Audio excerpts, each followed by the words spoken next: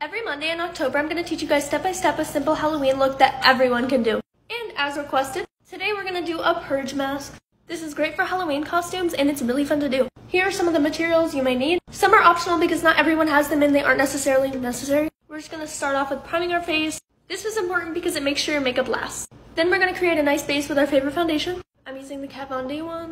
Then we're going to use concealer how we normally would. And set. I'm going to fill in my brows now. If you have eyebrows, you don't have to do this, but I don't have eyebrows, so. Now onto the fun part. For this, you can take a light colored concealer or an eye primer.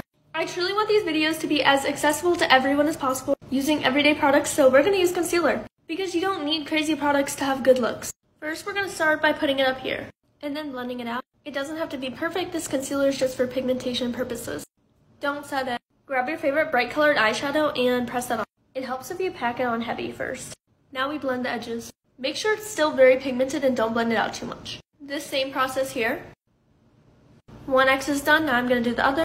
By the way, I'm using the shade B3 in the AVH Volume 3 palette. Looking good so far. For the nose, we're just doing a horizontal line. For the mouth, we're starting off with a line like this, like so.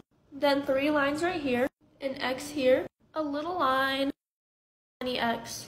Repeat on this side. Now just make sure it's pretty blended and no super rough edges. Now this next part, you can use a white liner or the concealer. A white liner is easier, but I'm going to show you the concealer works too. You're also going to need a tiny brush. You can find some really good tiny brushes at your local craft store. Get some concealer on your hair. And then down the middle of each pink part, you're going to make a line. If you've never done lines on your face before, you can practice on your hand or neck, because this part can be a little bit tricky. I find it easiest to go in little strokes like this. And now we do this everywhere. You should look something like this.